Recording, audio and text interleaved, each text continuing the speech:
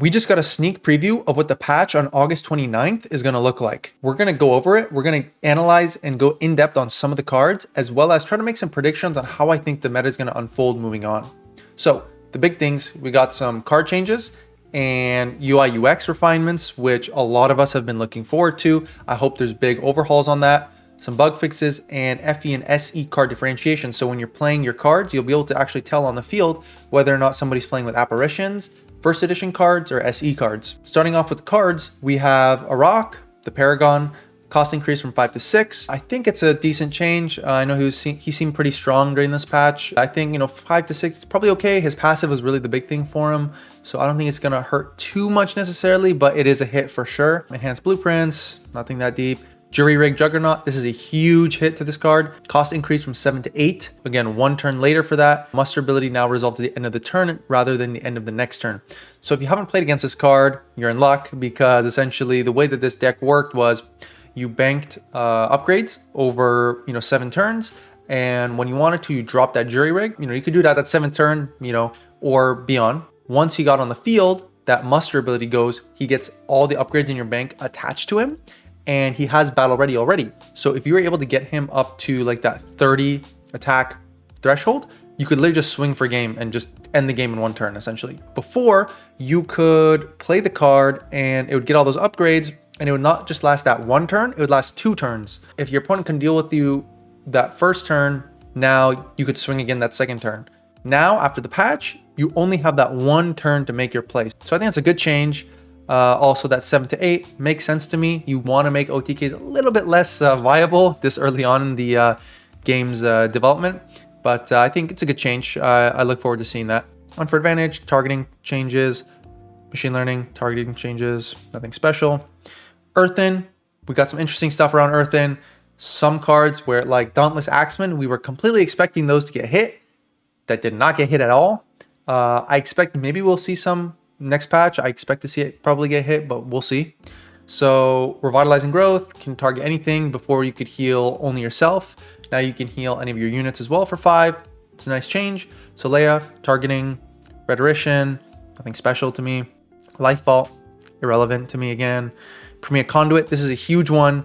Before, again, he really strong unit. You get +1/1 per energy spent on him. You could spend as much as you wanted, and he already had Defender. Now he's shielded in Defender, so he's an absolutely monster of a unit now. Turn 5, you could just drop him, and he's a 6/6 unit, shielded Defender. Like, this unit is gonna just be crazy this patch. I look forward to playing with it. I think it was unnecessary. I don't really think it was needed, but we'll see how it goes. We'll see how it plays out.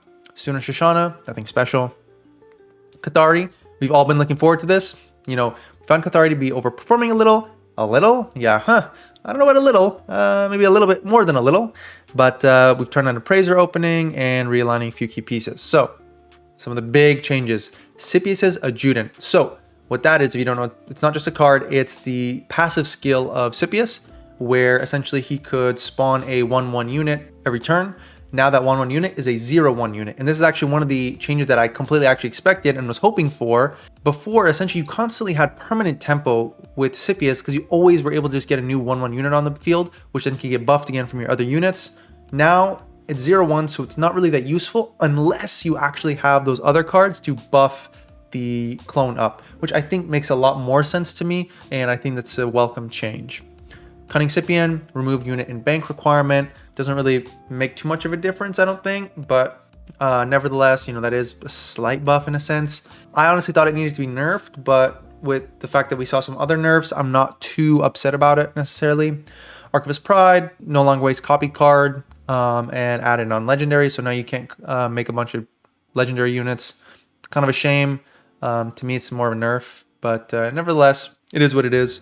Meritus, targeting changes, nothing special. Valerusi, I know some people were getting this card to work, but I didn't really have much experience with it, so I can't really comment much on it. So you can read it at your own will. Antius, I had this on my worst cards in the game list, and I think it's still there after this patch still. Remove the cost restriction. So before you could only do, I think it was like a 4 or 5 cost or lower unit. Now there's no restriction, but like Kathari doesn't actually have that many high cost units in the first place. So I don't really know how useful it's necessarily going to be. Again, at that 5 cost, like it's just so expensive for what it does. I don't know, maybe we'll see some play. Until I see it, I still don't think it's going to be that great of a card. I have Galley, draw top card of the enemy deck, reduce its cost by 2. If that card is a unit, it is also a clone. So this is a completely no effect for I have Galley. I still think it's not really that good. It's really RNG. Again, you're getting the top card of your opponent's deck and you're reducing its cost by 2. And if it's a unit, it's also a clone, so that it can synergize with your own units. It's really kind of just RNG on what your opponent has. I don't know. It could be okay. I don't really remember what the cost is on I have Galley, and if it's cheap, maybe it could be useful, but I don't know if I see it being played that much. This is the biggest change yet, and I'm so happy it happened. I expected this to happen. Many people were hoping it would happen, unless you're a scummy Scipius player. Nucleotic Synthesizer, cost increase from 0 to 1, and the triggered ability also becomes an activated ability, whatever. Now, that 0 to 1 change, that is huge, right? So before you could go Nucleotic Synthesizer turn 1 and Appraiser same turn 1. You have a 3/3 unit on the field, turn 1, game's over. You just want to concede if you're playing against that. Now, it actually takes another turn to actually get that field out. So that's nice. Now Kathari doesn't have that just instant, tempo and just completely overruns you by turn 3, essentially, with like 7 units on the board. Then we have Drusian and Galleon. Not much changes there, not really that important. Cost increases, I mean, yeah, that hits them, but I don't really see those cards that much. So they're hits, but not that important. Marcolian, big changes here. You'll see essentially a lot of health increases, some attack increase, a lot of just stats, which is going to be huge for them. You get that Ruthless Sergeant. Selection of bank cards no longer considered targeting, nothing special. Supply Drop has a new assault ability. Before it was the card would cost 1 energy. Now it lets one of your units in your hand get armed. Interesting. Maybe we'll see some play off of that. I look forward to seeing it. Unseen Commando, Iron Core, and Elite Sharpshooter, all health increase from 1 to 2. That's going to be big for Marcolian. Again, their issue is that early game, they're supposed to be the early game faction, but with that just 1 HP on so many of their cards, it's pretty easy to out them. So seeing that is going to help them a lot. Will it be too much? I'm not sure yet. Again, Scimitar also attack increase from 1 to 2. Going to be big.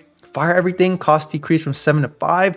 That's interesting. That's a big drop in cost. They wouldn't do that lightly. We'll see if we see a lot more play with that card, because 7 to 5 is just massive. Fire Support Base, instead of 0-1, you're getting 1-1. It's going to be big. I expect to see that being played a little bit more because it now feels viable.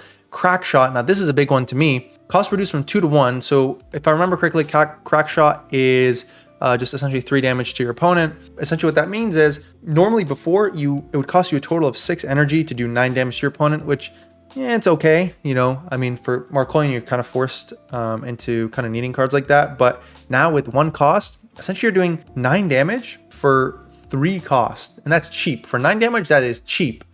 So I expect to see that at 3 for every single Marcolian deck out there. So it's going to be a really strong card this format. So I look forward to seeing that. Now moving on to Shroud, a couple interesting changes. Shepherd, not really that important to me. No longer banishes your own cards, only banishes your opponent's. I don't really use it much personally. You may as well just use Paradox instead. It's just better in every single way. So that doesn't really matter much to me. Dark Dealings, nothing special. Void Runner basically has a new ability. Before, you got your enemy's unit from your Singularity into your hand. So essentially you could go Honored Steward, temporarily banish your opponent's card, go Void Runner, then pull it out, essentially turning your temporary banish into a permanent banish. And that was a cool combo you could do. It's no longer available, it seems. Now you deal 1 damage to an enemy unit, and if that gets destroyed that turn, banish it. If you've played something like Void Touch Novice, where it hits a random unit for 1 damage, and if it kills it, it banishes it. This is a little bit different from that, where you still do 1 damage to a unit, but as long as you kill that unit that turn, it still gets banished. So that 1 damage doesn't necessarily have to kill it itself. Spectre, combat damage ability now only triggers on your own turn. I don't really remember it triggering on my opponent's turn. Maybe it did, and I've completely forgotten, but nevertheless, that's a change. Flat Circle, this one's big. Cost increase from 2 to 3. It was often you're out to things like Paragons and tokens, but with that 2 to 3, it's gonna hurt Shroud players dealing with those cards. I mean, you still have Erasure and whatnot, but again, that 2 cost, a lot of factions have like a 2 cost card to deal with things like that, but they no longer had that. And it seems like some of these changes had to do a lot with rookie mode, specifically Flat Circle is what I heard from somebody on the team. Essentially, it was really good in that rookie mode, and a lot of people are struggling because of it, so they wanted to tone it down a little bit to help the new players out. It's understandable to me. Spider Drone attack decrease from 4 to 2. I think that's another rookie mode change. I don't think many people really run this card in ranked, so it is what it is. Universal, big change here. Artifact Appraiser.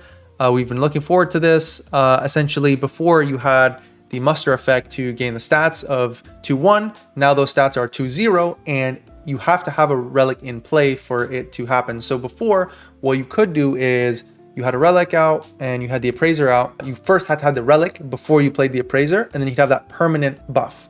Now, if you play him, he only has that buff as long as you have a relic on the field. So if you get rid of the relic that your opponent has, now he loses that buff. Okay, and that buff is also less, +2-0 instead of +2-1. Why that is actually super, it doesn't seem like that big of a difference, but that's actually super important. The reason being, a card that has 3 HP is massively stronger than a card with 2. The reason being specifically because there's a lot of cards that do 2 damage and are super cheap, like PS8 Launcher. A lot of people run that card, 1 cost, 2 damage, great card, but it can't kill a 3 health unit with 1 cost. That's why that's huge, because now you can deal with that appraiser with just a PS8. Before you couldn't. So I think that makes sense. It balances the card way more than what it used to be, because before it was like a must-have in every deck and it was just too good. Seer Stone, not that special.